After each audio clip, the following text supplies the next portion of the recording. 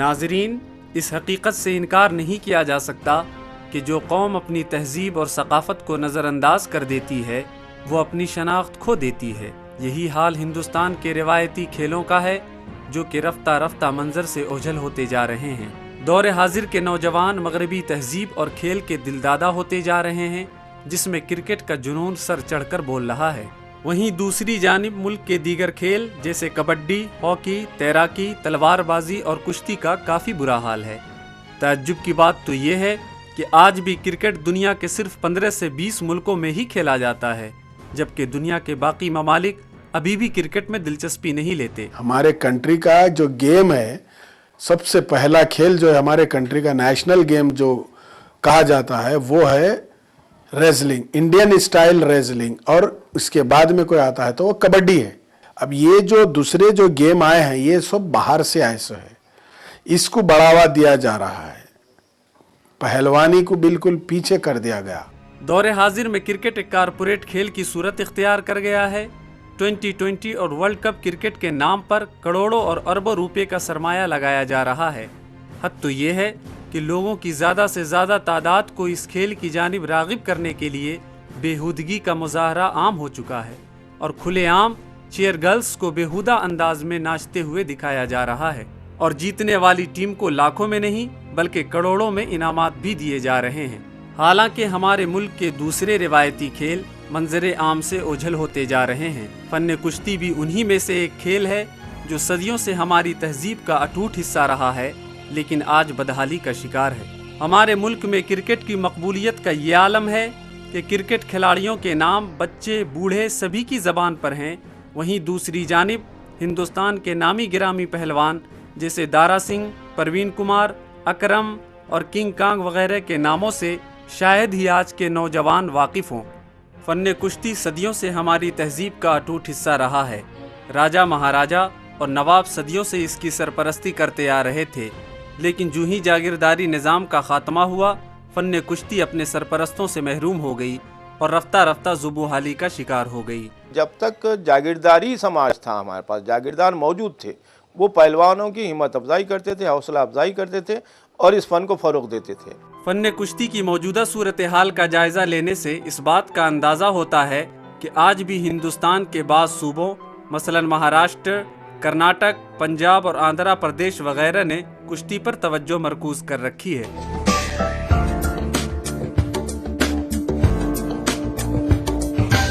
आंध्र प्रदेश के तारीखी शहर हैदराबाद ने भी कुश्ती का नाम कौमी और बैनुल अक़वामी सतह पर रोशन किया है, जिनमें अली पहलवान, गौस पहलवान, अभिमन्यु वगैरह मशहूर रहे हैं।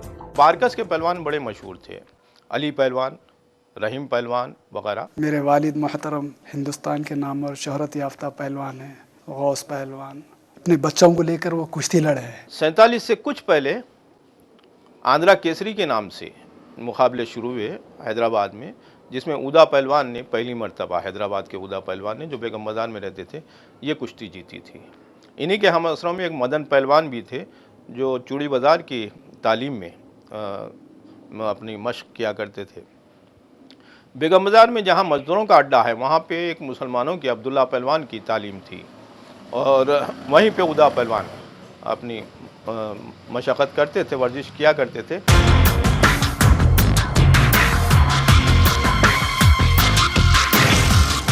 आज हैदराबाद में 100 से ज़ायद ऐसे अखाड़े हैं जो कुश्ती की कदीम रिवायात को बाकी रखे हुए हैं, नौजवानों को पहलवानी की तरबियत दे रहे हैं।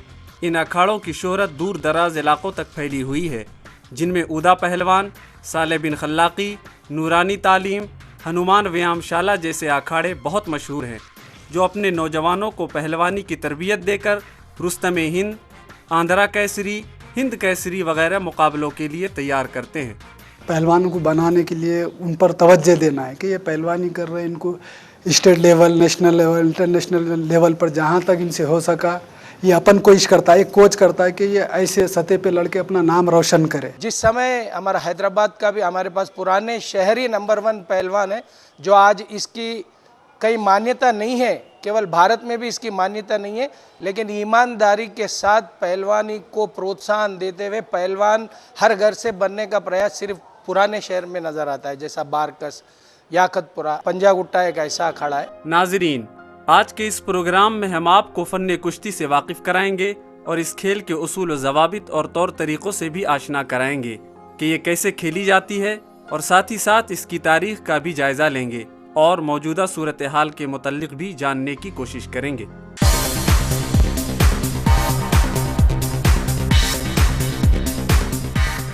दौरे हाजिर के नौजवानों में जहां एक तरफ जिम में जाकर 6 पैक्स और 8 पैक्स के ज़रिए जिस्म को खूबसूरत बनाने का रुझान जुनून की हद तक बढ़ गया है, वहीं दूसरी जानिब कुश्ती और पहलवानी से उनकी अदम दिलचस्पी तशवीश का बाइस बनती जा रही है। थोड़े लोग क्या जिम कर लेते हैं, खाली बॉडी बताना, आर्म्स बताना, ये करने का है।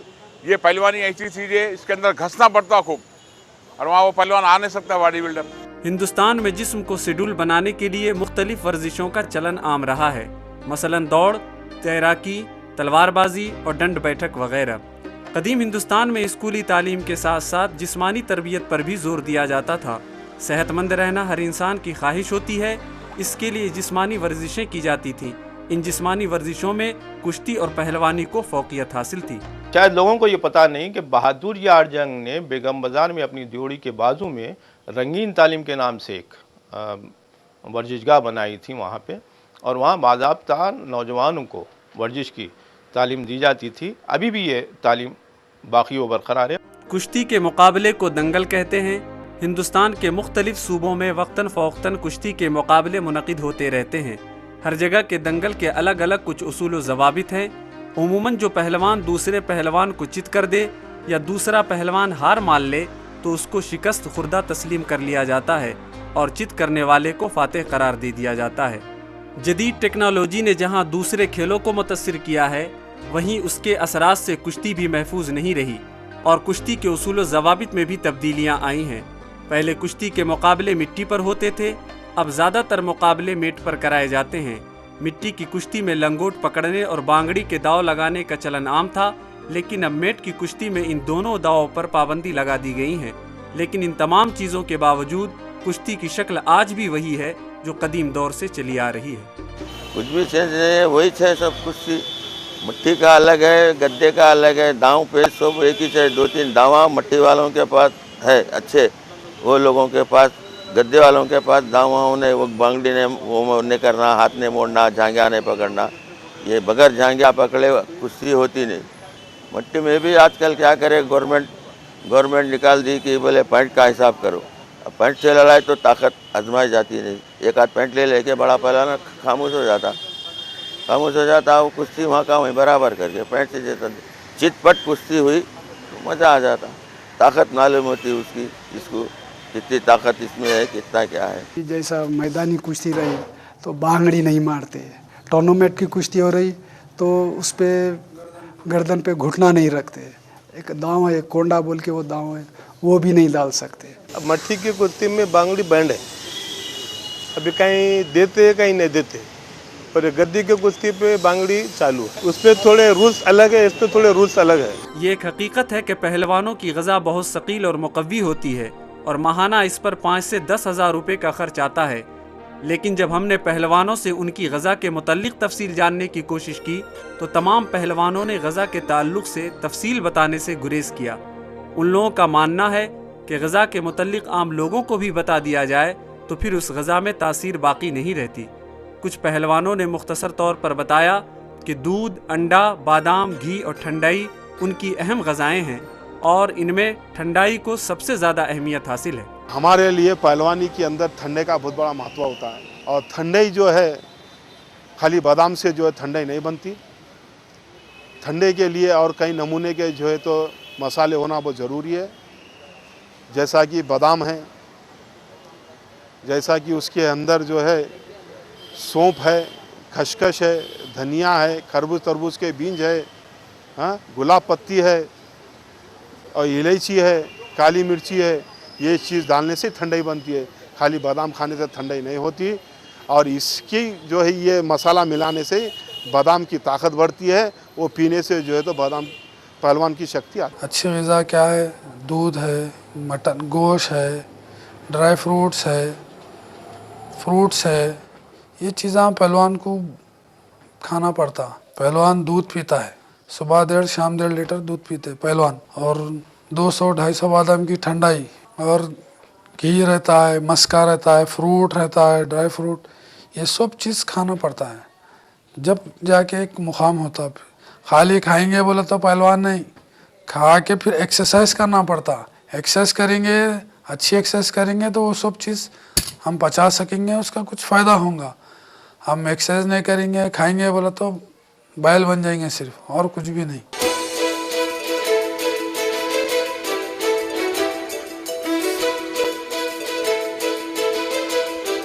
नाजरीन, अब आइए ज़रा इस हकीकत को जानने की कोशिश करते हैं कि पहलवानी सीखने वालों की उम्र कम से कम कितनी होनी चाहिए और कितनी मुद्दत के बाद एक अच्छा पहलवान बनता है। किसी भी अखाड़े में दाखिले की उम्र उमूमन 10 से 12 साल होती है और रोज़ाना 3 से 5 घंटे उन्हें सख्त मेहनत करनी होती है। फिर एक दहाई की कड़ी मेहनत के बाद आमतौर पर 18 साल की उम्र के बाद ही किसी भी नौजवान को दंगल में उतरने की इजाज़त दी जाती है। कम उम्र में वो पहलवानी करे, और फिर अच्छा पहलवान बनने के लिए उसको बहुत दिल से पहलवानी अच्छी करना है। और फिर जब दिल से करेंगे, अच्छी पहलवानी करेंगे तो ज़्यादा टाइम नहीं लगेगा उसको, 3-4 बरस में वो अच्छा पहलवान बन जाएगा। पहलवानी जितना म्याट हो या मट्ठी का हो, जितनी देर अगर उन्हें प्रैक्टिस मट्ठी पे करेंगा उसकी स्टेपना उतनी बढ़ेंगी। आज की औरतें जहां दूसरे खेलों क्रिकेट, हॉकी, टेनिस वगैरह में अपनी बेमिसाल महारत का लोहा मनवा रही हैं, वहीं औरतों ने अब मैदान कुश्ती में भी खुद को उतारना शुरू कर दिया है। मगरबी मुल्कों में तो इसका चलन बहुत आम हो चुका है, लेकिन हिंदुस्तान में अभी इसकी शुरुआत हुई है, जिसे मज़ीद बेहतर बनाने की ज़रूरत है। हिंदुस्तान की तहजीब में हनुमान और भीम ताकत व क़ुव्वत की अलामत समझे जाते हैं और गदा उनकी ताकत व क़ुव्वत की अक्कासी करता है। इसलिए आज भी कुश्ती के मुकाबले में फातेह पहलवान को इनामात की रकम और तमगे के अलावा सबसे अहम चीज़ गदा दी जाती है, जो पहलवान की ताकत व क़ुव्वत की निशानदेही करता है। और अब से नहीं, ये पहलवानी को जो है मल्ल युद्ध कहा जाता है, जैसा कि महाभारत में हो, यानी कृष्ण के अवतार में हो या महाभारत में हो, और जो है हमारे जो है महाबली जो पहलवानों में हो, ये जो है इस वजह से जो है तो ये महाबली का किताब जो है इन्हीं से जो है तो उनको देकर नवाजा जाता है। और रामायण में बस हनुमान वीर हनुमान बोलते हैं, तो उसका भी कितना वैल्यू है एक्चुअली ये रामायण में, उसके बारे में तो बताने की ज़रूरत ही नहीं है। आज भी हैदराबाद के अखाड़े गंगा जमुनी तहजीब की बेहतरीन मिसाल है, जिसका अंदाज़ा इस बात से हुआ कि हिंदू मुस्लिम अखाड़े के अपने अपने उसूल हैं। हिंदू अखाड़े का पहलवान जब तक हनुमान की पूजा नहीं कर लेता, उस वक्त तक अखाड़े में कदम नहीं रख सकता। वहीं दूसरी जानिब मुसलमान के अखाड़े में दाखिल होने के लिए फजर की नमाज पढ़ना शर्त है। इसके बावजूद दोनों मजहब के पहलवान एक दूसरे के अखाड़े में तरबियत हासिल करते हैं, जो हमारी यकजहती की बेहतरीन मिसाल है। पहलवानी एक धर्म की नहीं है, पहलवानी सभी धर्म की है। और हमारे पास ऐसे ऐसे जो है महावीर पहलवान और महाबली पहलवाना भी जो है हमारे जो है बड़े बुजुर्ग कहते हैं कि बड़े बड़े जो है मुस्लिम में भी हमारे पहलवाना जो है बन चुके हैं। पहली बात तो तालीम में इंटर होने के बाद पहले उस्ताद और खलीफा ये कहते हैं कि नमाज की पाबंदी होना, फजर की नमाज़ पढ़ने पर ही अंदर तालीम में अखाड़े में उतरने देते हैं, नहीं तो नहीं।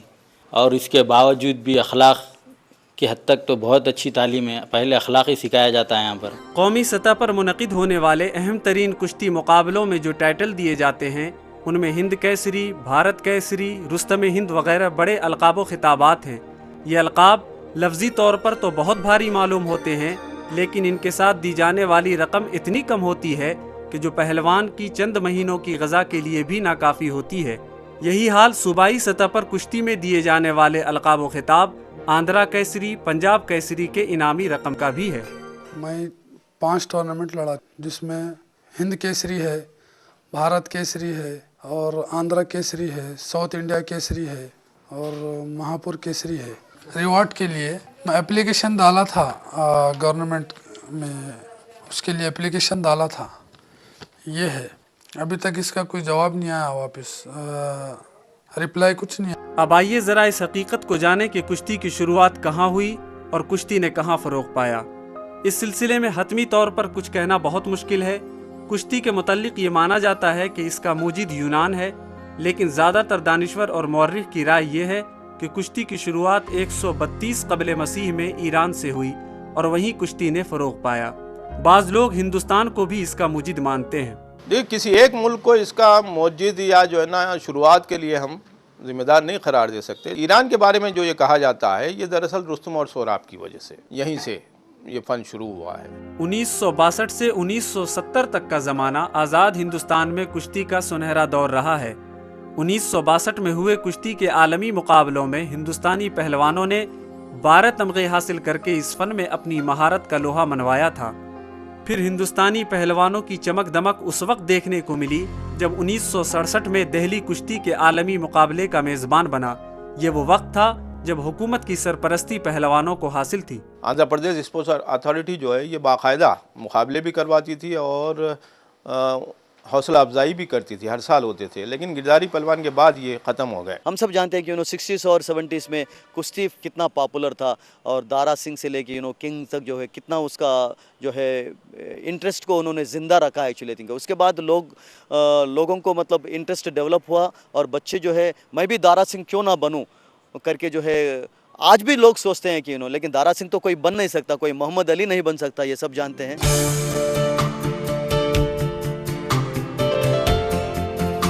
यूरोपी माहिरीन आसार कदीमा की खुदाइयों में ऐसे मैदान दरियाफ्त हुए हैं जहां कुश्ती खेली जाती थी।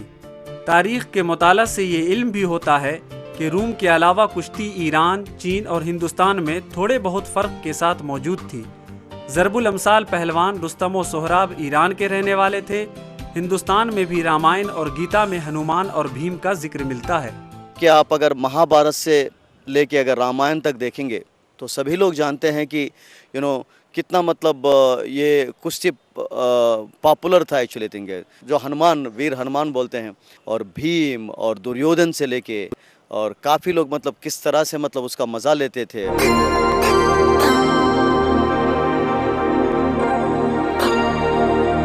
ये भी एक हकीकत है कि माजी करीब तक यूनान, मिस्र, ईरान और हिंदुस्तान में कुश्ती की सरपरस्ती मुल्क के राजा, महाराजा, नवाब और उमरा करते थे, जिसकी वजह से पहलवानी सीख रहे अफराद अपनी माश की फ़िक्र से बेपरवाह होकर अपना सारा वक्त कुश्ती के दाव पेच सीखने में सर्फ करते थे।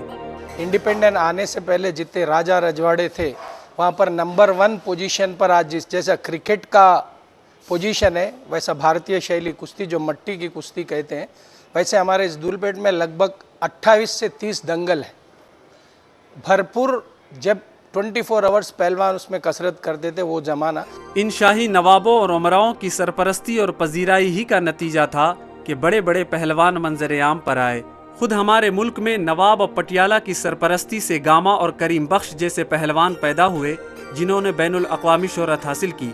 गामा पहलवान की शोहरत और मकबूलियत का हाल तो ये है कि आज भी ताकतवर इंसान को गामा पहलवान के नाम से ही तशबीह दी जाती है। गामा पहलवान का नाम मिलता है जो रुस्तुम ज़मा था, जिसने लंदन जाके ज़िबिस्को से मुकाबला किया था, और उसके बाद फिर गामा ही के ख़ानदान में हमको अकरम पहलवान का नाम मिलता है जो बाद में रुस्तुम ज़मा मिला। और 47 के बाद जो ना मजीद अकरा एक पहलवान का नाम मिलता है जो पाकिस्तान में था, हैदराबाद भी आए थे वो। 67-68 में उनका मुकाबला यहाँ हुआ था दारा सिंह से।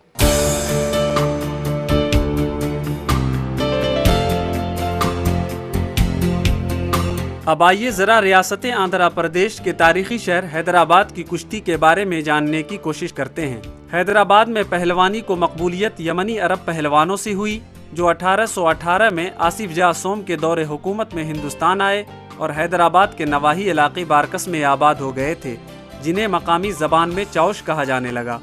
इन लोगों ने हैदराबाद में देसी कुश्ती के फ़न को ज़बरदस्त फ़रोग़ दिया, जिसकी वजह से उन्हें ज़बरदस्त अवामी मकबूलियत हासिल हुई। यही वजह है कि अक्सर हैदराबादी सभी पहलवान को चौश समझने लगे, जबकि हकीकत ये है कि हैदराबाद में बड़ी तादाद यादव पहलवानों की भी है।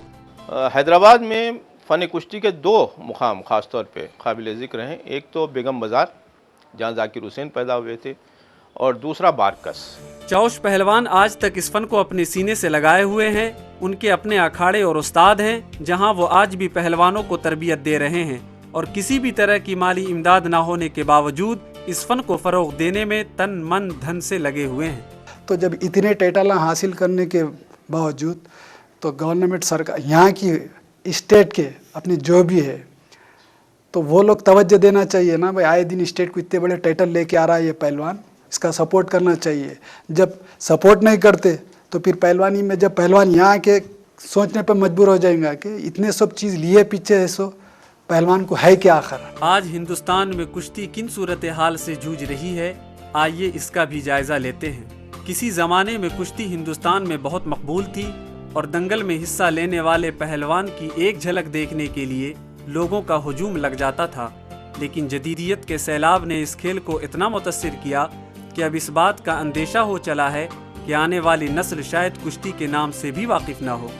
इसके क्या असबाब हैं, आइए हम जानने की कोशिश करते हैं। उस समय कुछ माहौल ही कुछ अलग था और जिस अंदाज से मतलब रेसलर्स वो पार्टिसिपेट करते थे और जिस अंदाज से मतलब उसको सपोर्ट मिलता था एक्चुअली चारों तरफ से, एक्चुअली वो सपोर्ट अभी नहीं मिल रहा है। शायद कारण ये हो सकता है 10 डेज़ 15 डेज़ तक ये चलता था कंपटीशन, स्टेट लेवल से लेके नेशनल लेवल तक। और गली में जो है हैदराबाद में हम सब जानते हैं कि हैदराबाद से गली से जो है पहलवान निकले थे, ऐसे कुछ दिन थे एक्चुअली। हुकूमत और गैर सरकारी तिजारती इदारों के अलावा मुल्क की मीडिया भी कुश्ती जैसे रिवायती खेलों की कवरेज को नज़रअंदाज करती रही है। इलेक्ट्रॉनिक मीडिया हो या प्रिंट मीडिया, हर जगह क्रिकेट, टेनिस, फुटबॉल और हॉकी जैसे खेल ही छाए रहते हैं। उनके पास सेलिब्रिटी को नश्र करने के लिए काफ़ी वक्त और सफ़ात रहते हैं, लेकिन कुश्ती के लिए न तो उनके पास वक्त है और न ही सफ़ात। बेसिकली मीडिया कवर, एक तो स्पॉन्सर नहीं है, दूसरा मीडिया वाले भी थोड़ा दूर रखते हैं। वो ग्लैमर इवेंट है, इंडियन इवेंट है, मीडिया वाले भी थोड़ा टीआरपी रेटिंग। अब मेरे को पेपर है, अगर सपोजिंग माई क्रिकेट लिया, वो भी क्रिकेट ही लेगा क्योंकि व्यूअरशिप के लिए हो। मीडिया के वजह से सिर्फ क्रिकेट ऊपर है और बाकी सब नीचे है। गेम का रहना नहीं रहना is basically because of media, good and bad, and media promotes only cricket. Hindustan का तालीमी निज़ाम लॉर्ड मेकाले के तजवीज़ करदा नोट पर मुनहसिर है। इसमें जहाँ तालीमी निसाब पर जोर दिया गया है, वहीं पर अखलाकी तालीम और खेल कूद की तरबियत पर भी जोर दिया गया है। यही वजह है कि हर स्कूल में जहाँ क्राफ्ट टीचर हुआ करते थे, वहीं फिजिकल इंस्ट्रक्टर यानी जिस्मानी तरबियत देने वाला एक उस्ताद भी मौजूद रहा करता था, जो बच्चों को हर किस्म के खेल की तरबियत देता था, जिसमें कुश्ती भी थी। ये चीज़ तो ज़रूरी है कि स्कूल लेवल से ही जो गेम खेला जाता है वही लड़के हैं जो नेशनल्स या इंटरनेशनल तक जाते हैं। मगर इस जगह ना कॉलेजेस वाले ज़्यादा इम्पोर्टेंट दे रहे हैं या ना स्कूल वाले इसको इम्पोर्टेंट तरजीह दे रहे हैं। सिर्फ क्रिकेट या ऐसे गेमों को दे रहे हैं जो हाईलाइटेड गेम्स हैं और वही गेम में लड़के ज़्यादा पार्टिसिपेट भी कर रहे हैं। अगर कुश्ती या और भी गेमों को अगर कॉलेजेस या स्कूल्स में इन लोग को भी तवज्जो दी गई है तो इंशाल्लाह इंटरनेशनल भी प्लेयर्स यहाँ से निकल सकते हैं। अब जबकि हमारे समाज में हर चीज़ पर मादियत हावी होती जा रही है, हमारे स्कूल भी तिजारती मराकज़ बनकर रह गए हैं। स्कूल की इमारतें तो बुलंद व बाला नज़र आती हैं, लेकिन इसके दामन में वसी मैदान नहीं होते जहाँ बच्चे अपनी मर्जी के खेल खेल सकें। नतीजतन बच्चे अब अपना शौक़ टेलीविज़न, कंप्यूटर और वीडियो गेम से पूरा करते हैं। ऐसे में भला इन बच्चों को किस तरह रिवायती खेलों की तरफ माइल किया जा सकता है? ये वो सवाल है जिस पर कौम के दानिश्वर, हुकूमत के जिम्मेदारान और रिवायती खेल से मोहब्बत रखने वालों को गौर व फिक्र करने की ज़रूरत है।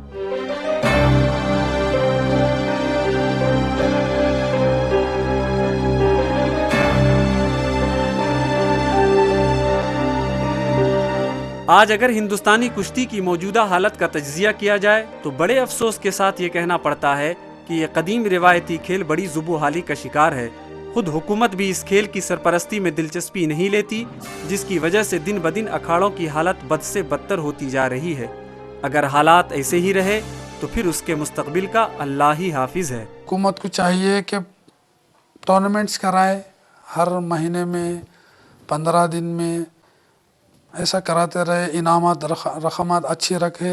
जब ये कराते रहेंगे तो पहलवानी बाकी रहेंगी और पहलवानों में एक शऊर आएगा, शऊर पैदा होगा पहलवानी का। नहीं तो पहलवानी ख़त्म हो जाएंगे। हैदराबाद से तो काफ़ी ख़त्म हो गई और हिंदुस्तान से भी ऐसी ख़त्म होते होते ऐसे ख़त्म हो जा रही। जैसा कि दिल्ली में है, पहलवानों को हेल्प मिलती है गवर्नमेंट से। पंजाब में जाओ, हरियाणा में जाओ, रोहतक में जाओ या महाराष्ट्र में जाओ, पहलवानों को हर चीज़ की हेल्प है। यहाँ हमारे हैदराबाद में कोई पहलवानों को गवर्नमेंट से हेल्प नहीं है।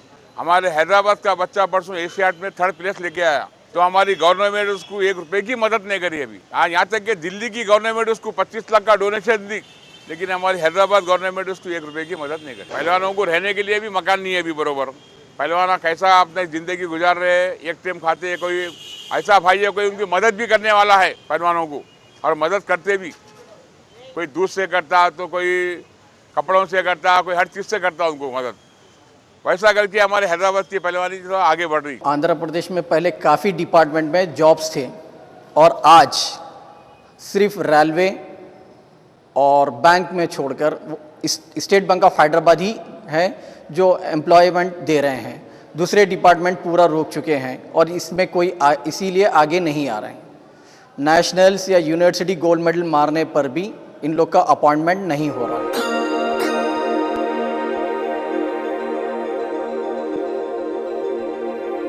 ओलंपिक्स, एशियन और कॉमनवेल्थ गेम्स मुनक़िद होने के मौके पर हम हिंदुस्तानियों की तमन्ना होती है कि हमारी टीमें उन रिवायती खेलों में भी तमगे जीत कर मुल्क का नाम रोशन करें जिन खेलों को हमने फरामोश कर रखा है। अगर हम इस रिवायती खेल को फिर से नई जिंदगी देना चाहते हैं तो हुकूमत के साथ साथ गैर सरकारी तिजारती इदारों को भी पूरी दयानतदारी के साथ उसकी सरपरस्ती करनी होगी।